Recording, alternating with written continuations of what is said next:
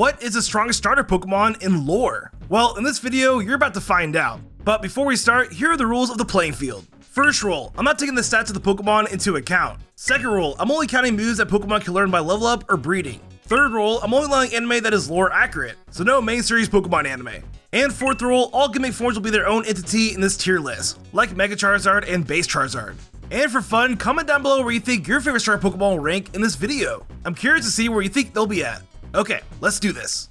First up, we have the peak human tier, where all Pokemon that fall in this tier have powers equal to humans with special abilities, like psychics, aura guardians, vampires, or even humans like AZ, who is immortal. So with that said, going in generational order, we have Eevee, who is coincidentally the weakest starter Pokemon, and here's why. To start, Eevee is not able to evolve in the game that it's a starter in, at least if you're the protagonist, because for some reason the rival can evolve theirs. But for the sake of this video, we're just going to assume that this Eevee cannot evolve. But even with this nerf, it still scales to peak human, thanks to its quick attack. Because according to the description of the move, the user lunges at the foe at a speed that makes it almost invisible, which may sound superhuman, but this can be compared to the Shadow Triad trainer in Pokemon Black and White, where their in-game sprites appear from thin air, suggesting that they're traveling at blinding speeds. So yeah, this is pretty average for a peak human in the Pokemon universe, so Eevee is just a very quick house cat. Next we have Meganium, who doesn't really have anything going for it in his dex entries. However, it can learn the move Poison Powder, which can harm the average human. It can also learn the move Solar Beam, which in the lore of Pokemon, I kinda imagine being as powerful as Goku's first Kamehameha wave in Dragon Ball, where it has the power to damage a vehicle. But given that we see what a literal Hyper Beam can do to a human in the games by a champion caliber pseudo-legendary Pokemon, this might be giving Meganium too much credit. Next in this tier, we have Feraligatr, who also doesn't really have anything going for it as well. However, it is stated in his gold dex entry that his powerful jaws can tear his victims up, and his diamond dex entry states that it can move at blinding speeds, which would also scale to the Shadow Triad trainer in terms of speed, and to a trainer like Chuck in terms of strength, who is shown lifting a boulder and tossing it, farther than any Pokemon that has been able to. Superior scales to peak human as well, even though it's known as the Lord of the Forest. It does state in his Black dex entry that it's able to paralyze opponents with just its glare, but in the very next game, its Black 2 dex entry states that stronger opponents are not fazed by this, which nerfs it pretty hard. The only feat that really scales it to peak human is his battle in the Pokemon Black and White 2 trailer, where Rosa has superior jump in the air and slam Transcalon to the ground. But besides that, it's just a Snicker-Snake. Next in this tier, we have Samurott, who is pretty much like Superior. It can also paralyze opponents with a simple glare, and can move at a blink of an eye, according to his Black and Black 2 dex entries, which at this point is pretty consistent with the peak human tier. It was also seen using Ice Beam on the Plasma Frigate in the Black and White 2 trailer as well. But I feel like to be superhuman, you gotta at least do some damage to a wooden ship like that. So peak human it is for this Pokemon. Hisuian Samurott is also in the peak human tier because it is based the same as regular Samurott, but it is dishonorable. So it may have the upper hand due to its cold-hearted nature and cheap tricks, but even with this advantage, it doesn't reach the superhuman tier. Next we have Primarina, and all we really know about this Pokemon is that it likes to sing, dance, and blow large bubbles, and that's about it. However, it does learn the move Aqua Jet though, which has the same description as Quick Attack with nearly going invisible when attacking. So with that, it is peak human. But rest in peace to my favorite starter Pokemon being the lowest tier in this video. Hopefully your starter Pokemon does better. And lastly for the peak human tier, we have Meowscarada, who is a Pokemon that is known for doing magic tricks, which I would say scales similarly to a human with psychic capabilities. But along with that, we do see it in the Breathe In episode of Pokemon Palladium Winds, where it seems to be doing basic martial combat, which I would say scales pretty easily to a trainer like Bruno, who spars in a hand-to-hand combat with his Pokemon. And keep in mind, he spars with Pokemon like Machoke, who can literally lift a sumo wrestler with one pinky, according to his Ruby dex entry. Oh, but it does throw pollen-packed flower bombs, so if you have really bad allergies, then it may be superhuman to you. But besides that, it is just merely a peak human. And before we continue with the superhuman tier, this video is sponsored by Dragon Mania Legends. Wait, did you say Dragons, rock the dragons, Dragon Mania Legends? Yeah, Dragon Mania Legends is a free-to-play Dragon Simulator game where you can collect more than 1,000 of the most majestic dragons. You can feed, pet, and even train your dragons by raising them from little dragon eggs to full-fledged beasts. And then once you master their unique elements, you can commence in battles against the mighty Vikings, like this. But wait. Do they have dragons, rock the dragons, Dragon Mania Legends? Yeah, they totally have dragons. It's called Dragon Mania Legends for a reason, you know. And something else you should know is that this game isn't just about collecting dragons, because you can unleash your inner artists and decorate your islands with special farms and habitats, like a fire, wind, earth, or water habitat, or even a legendary habitat for your legendary dragons. And best of all, you can play this game with your friends and family by creating or joining a clan, where you can socialize, battle other clans, and even get clan exclusive dragons. Oh, and also they have this cool little AR filter thing to see your favorite dragons in real life, so that's cool too. That sounds awesome. So get dragons, rock the dragons, Dragon Mania Legends. For free today, use the link down below with the redeem code Dobbs, and you'll get some awesome rewards. Yeah, and shout out to GameLaw for sponsoring this video. Now back to the power scaling. Next up, we have the Superhuman tier, where Pokemon in this tier have greater abilities that peak humans wouldn't have, like summoning lightning or punching at max speeds. So first in this tier, we have Venusaur, who is only in this tier because of how powerful its Gigantamax form becomes. Because it wouldn't make sense for it to be a peak human when it scales that high, and you'll see what I mean later in this video. Mega Venusaur also falls in this tier because the only power-ups it gets from Mega Evolution is that his back and legs become stronger, according to his Let's Go Dex entry. And that's about it. Pikachu is also considered to be superhuman because it can summon lightning, which in real life, a lightning strike can carry around 300 million volts, and it only takes about 150 volts to unalive someone, so this is definitely superhuman. But it is possible in the Pokemon world that humans are more resilient to electricity, given how many times we've seen Ash shocked by his Pikachu. But again, that is why I'm not counting the main series anime, because that is just all over the place.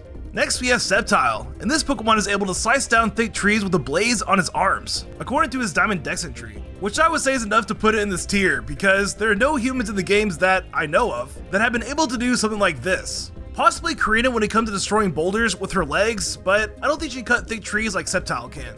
And if this was during old times when buildings were made out of wood, then Sceptile would probably scale above this tier. However, as it is, I don't think Sceptile could slice through concrete, so superhuman it is. Blaziken scales to superhuman as well because, according to his Sapphire Dex entry, it has incredibly strong legs and can leap a 30-story building with one jump. And if we use the equation potential energy equals weight times gravity times height, where the weight of Blaziken is 52 kilograms and the height of a 30-story building being around 100 meters, this will mean that Blaziken can produce 50 kilojoules of energy from its legs. And given that 1 gram of TNT is about 4 kilojoules, 50 kilojoules of energy, or roughly 12 grams of TNT, wouldn't be able to destroy a building. Therefore, scaling Blaziken with his dummy thick legs in the superhuman tier. Mega Blaziken also falls in this tier because it doesn't have anything going for it besides a speed boost, which doesn't really scale it higher. And given that none of the Hoenn starter Pokemon have Dex entries for their Mega Evolutions, makes it pretty impossible to scale. Next we have Infernape, and the best feat that I can find to scale this Pokemon is flip machining in the game that this Infernape can dry his hair at max speed, meaning that Infernape can throw a punch at the speed of sound. And if we use the equation kinetic energy equals 1/2 times the mass of Infernape's fist times the velocity of max speed, we would get about 30 kilojoules of power, which would definitely not be enough energy to take down a building, since it would require several hundred kilojoules of power. Empoleon is in the superhuman tier because its Pearl Dex entry states that it can swim as fast as a jet boat. And I tried seeing if there were any humans in the games that could swim this fast, even looking at Gym Leader Marlin with his very pathetic speed. Yeah, he's still swimming down there. And from what I've seen, no human in the Pokemon universe can swim as fast as Empoleon, so Empoleon makes the cut. Decidueye also makes a superhuman tier simply due to being a very impressive archer, since its Ultra Moon Dex entry states that it can load and fire an arrow in 1/10 of a second, which would be literally 10 arrows per second. And I don't think any peak human in the Pokemon world could do that, so yeah, it is definitely a superhuman. Hisuian Decidueye also falls in this tier because it is based the same as regular Decidueye, but has adapted to the extreme cold of the Hisui region, which is stated by his Legends Arceus Dex entry. So it is basically Hawkeye with better survivability. And lastly for the superhuman tier, we have Cinderace, who I thought would rank much higher, since in the main series anime, Ghost Cinderace is kind of a beast. But since we're not counting that anime, I can only scale Cinderace by this clip from the Gathering Stars episode of Pokemon Twilight Wings, where it kicks a firework several hundred feet in the air, which is more impressive than it looks. And along with that, I just think Fire-type Pokemon are naturally stronger in lore, which also gives Cinderace the edge. Next we have the building tier, and Pokemon in this tier have the power to destroy an entire building, like the group of Pikachu do to the Viridian City Pokemon Center in the anime. So first up, we have Hisuian Typhlosion, and what scales this Pokemon in this tier is the fact that it learns the move Eruption, which is said to be an attack that has explosive fury. And based on the move's animation alone should be enough to prove that this Pokemon is building tier, because not only is there enough fire to burn down the structures of a building, but the attack itself even damages the ground when it lands. So yeah, that's enough. Next we have Mega Sceptile, who falls in this tier because of its ability of firing its tail like a missile, like we see in the games and the Omega Ruby and Alpha Sapphire trailer. And I'd imagine with Sceptile's feat of being able to slice thick trees with its blades, it gaining explosive power should definitely be enough for it to take down some buildings. And along with that, Lance himself states in the original games that dragons are mythical Pokemon and that their powers are superior. So Mega Sceptile becoming a dragon type gives it the edge as well, no pun intended. Greninja also scales the building tier because its water shuriken attack can split metal into 2 at high speeds, according to his X dextry. And keep in mind, its water shuriken attack is one of his weaker moves, so with a move like Hydro Pump, which is 7 times stronger than it would probably shred the structures of a building like butter. So yeah, Greninja do be taking down buildings though. Next we have Incineroar, and the reigning king of the Pokemon metagame is nowhere near the strongest starter Pokemon in lore. Because the only feat that scales Incineroar to this tier is the fact that his sword dextry states that the fire produced by its navel exceeds 3600 degrees Fahrenheit, which will be more than hot enough to melt the structures of a building. So this wrestling belt goes a long way. Or about 1, 2, 3, 4, 5, 6, 7, 8, 9, 10, 11, 12, 13, 14, 15, 20 Pikachu. Next we have Rillaboom, and all we know about this Pokemon is that it taps into the power of his magical tree stump to do strong attacks, according to his sword dextry. And looking at his animation of his signature move drum beating in the games, I feel like this little stump could easily uproot a building. But it is interesting to think about how powerful Rillaboom would be without this magical tree stump. If I were to guess, I'd probably scale it to the peak human tier, because it is a monkey. And not to mention that its Gigantamax form becomes insanely strong. And you'll see what I mean with that Pokemon later in this video too. And finally for the building tier, we have Skellydirge. And this Pokemon scales to this tier because it's able to breathe fire that is hotter than 5400 degrees Fahrenheit, according to his Violet dextry, which again should be enough to melt the structures of a building, just like with Incineroar. Next up, we have the small town tier, where Pokemon in this tier can destroy, well, a small town, just like how a rampaging Gyarados could. So first up, we have Blastoise, and according to his Silver Dex entry, the rocket cannons on his back can fire water that can punch holes through thick steel. But it doesn't stop there, because according to his Emerald Dex entry, it can precisely hit tin cans that are over 160 feet in distance. And the fact that it makes itself heavy so that it can withstand the recoil from its powerful cannons, according to his Heart Gold entry. So basically Blastoise is a walking tank with 2 rocket sniper cannons on his back. And not only that, its bulkiness has made it powerful enough to withstand the immense force its rocket cannons emit, which I can only imagine being a lot of kinetic energy. So yeah, Blastoise can just walk around a town and just destroy all the buildings around it with his sniper cannon things. This Pokemon you don't want to mess with. Mega Blastoise is also this tier because it doesn't really gain anything extra, well, besides a bigger cannon. So it is definitely stronger than base Blastoise, but I don't think it can take down a whole major city simply because it got a bigger gun, like this gun right here. So it will stay in the small town tier as well. Gigantamax Pikachu also falls in this tier solely because of his size and weight, because I don't think it would make much sense for a Pokemon of this size to not be able to annihilate a small town. You would have to be pretty pathetic, like Whismur. Same goes for Gigantamax Eevee. Even though it's a ball of floof, I'm sure it could topple a couple buildings with ease, and also while being a cutie.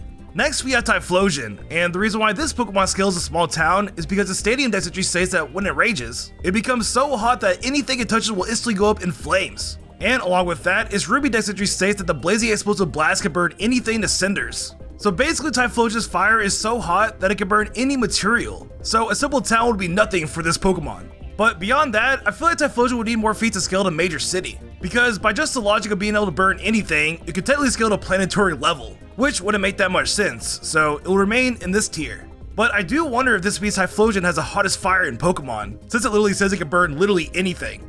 Next we have Delphox in this tier, which honestly was a big surprise to me. And what scales into small town is the fact that its wide dextry states that it can generate a fiery vortex of 5400 degrees Fahrenheit, which is one of the hottest recorded fire type moves in Pokemon. And the fiery vortex sounds a lot like the move Fire Spin, which is generally a pretty weak move. So if we scale this temperature reading to a more powerful move like Fire Blast, which Delphox does learn by level up, then it would be nearly 3 times hotter than its Fire Spin, which would be around 16,000 degrees Fahrenheit. But I don't think this will scale Delphox to country or continental level, because that would require a ton of fire on Delphox's behalf. So unless Delphox has infinite fire at its disposal, it will simply scale to the small town tier, which is not bad.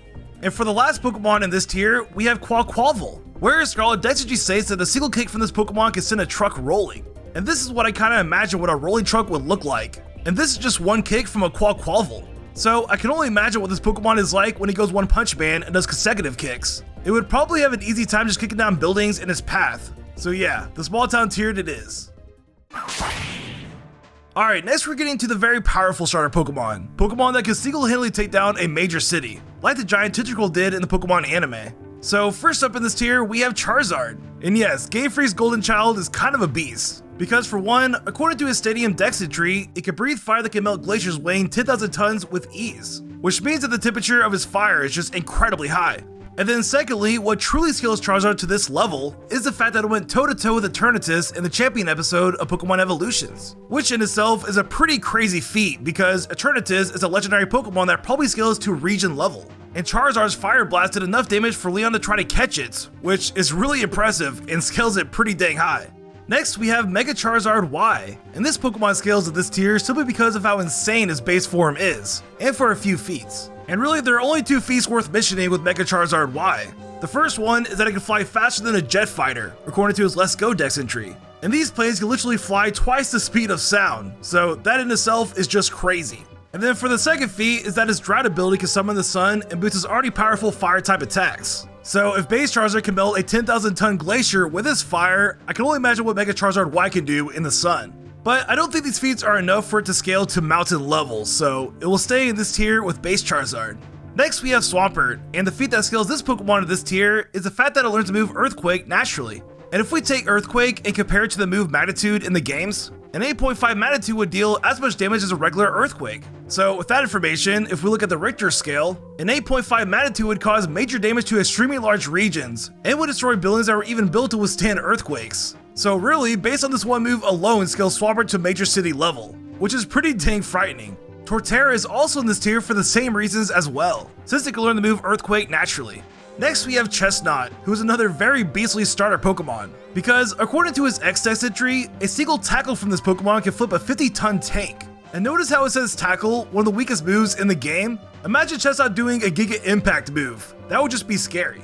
Along with that, Chestnut has the Bulletproof ability, which makes it immune to literal bombs and paw-like moves, meaning that weapons, nukes, or bombs wouldn't work against this Pokemon if it's destroying your city, which just scales it even higher. But for his biggest feat is the fact that it battles and defeats a Golurk in the Redemption episode of Pokemon Generations. Because if you look at Golurk's Black Dex entry, it states that it can move at Mach speeds. And in its Ultra Moon Dex entry, it states that it can literally turn whole towns into mountains of rubble. So not only can Chestnut take bombs and flip 50-ton tanks, but it can destroy towns at Mach speeds, which I would say makes it worthy of this tier. Next we have Gigantamax Cinderace, and I'm not gonna lie, when I started making this video, I thought this Pokemon would be the strongest, but as it turns out, it is nowhere near. But anyways, this Pokemon scales at this tier simply due to it having a 300-foot fireball at its disposal. And the fact that his base form can kick a soccer ball hundreds of feet in the air, I'm sure Gigantamax Cinderace would have an easy time destroying a whole major city with this huge fireball. Oh, and according to his Sword Dex entry, its Fireball never misses, so there's that.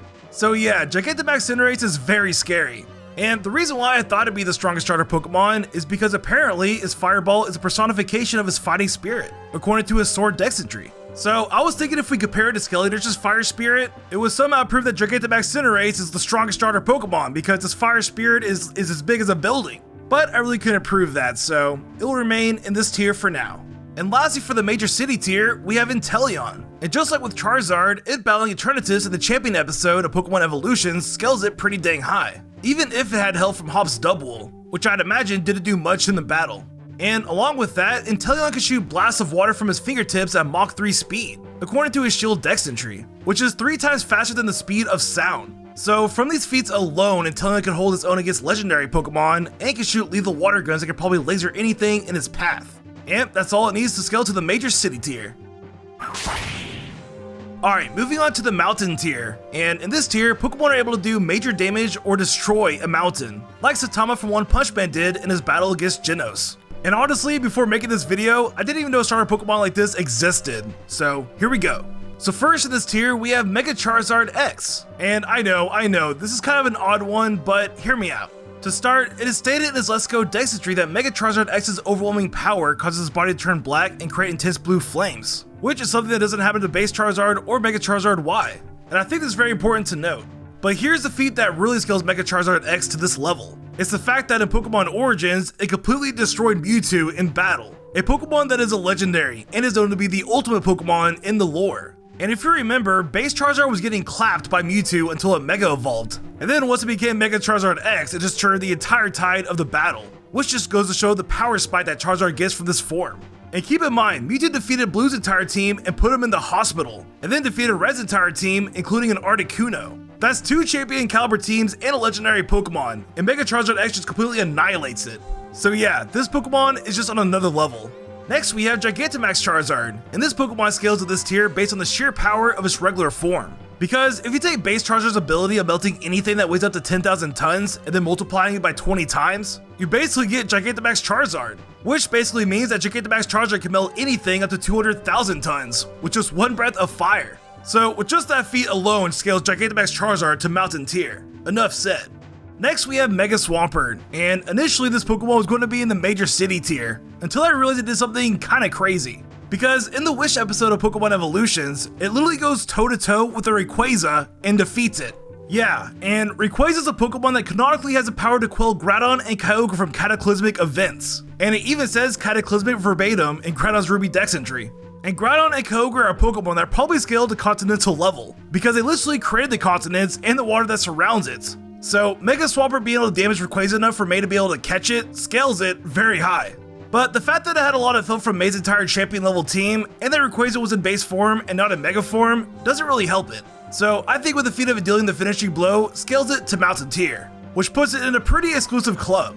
And lastly for the Mountain tier, we have Gigantamax Inteleon, and this Pokemon scales to this tier because its Water Gun attack can fire at Mach 7 speeds, which is literally 7 times faster than the speed of sound. And that is for a Water Gun, the weakest water type move in the game. So you can only imagine how powerful a Hydro Pump would be. It would probably scale to twice as strong. So basically this Pokemon can just fire laser beams everywhere. And you gotta remember that Inteleon is a sniper, so it'll just never miss. Not to mention that his base form went toe to toe with Eternatus, so that even helps it even more. So yeah, this Pokemon definitely scales to Mountain tier. Next we have the country level tier, and these starter Pokemon could just bring down an entire country. Yes, these Pokemon do exist. I thought the highest tier of this video would be like Mountain tier, but no, we have 3 more tiers to go through, and here we are at country. So first in this tier, we have Gigantamax Venusaur, and this Pokemon is just on another level. Because what truly scales this Pokemon at this tier is the fact that his pollen bursts have the power of a volcanic eruption, according to his Shield Dex entry. And yeah, that's all it really needs to scale this high. Because having the power of multiple volcanoes in the palm of its palm makes it nearly unstoppable to most Pokemon that exist. Just imagine someone beating on a drum. That would be Gigantamax Venusaur with his pollen bursts. And I don't think a country can withstand that kind of power, so yeah, it scales to this tier. Next we have Gigantamax Blastoise, another Kanto starter Pokemon, who is basically a walking, living giant warship. Here's why it scales to country level. What it all comes down to is the fact that his central main cannon has enough power to blast a literal hole through a mountain, according to his Shield Dex entry, and that this Pokemon has 31 cannons at its disposal, according to his Sword Dex entry. So just the one cannon alone scales it to mountain level. But when you add 30 more mini cannons, it just becomes unreal. And it's not like it's restricted to doing just one attack. This Pokemon could just spam mountain-breaking hydro cannons at everything around it, which I think is enough to say that it scales to country level, maybe even breaching continental level. And for the last Pokemon in this crazy tier, we have Gigantamax Rillaboom, who only needs one feat to scale this high, just like all the Pokemon in this tier.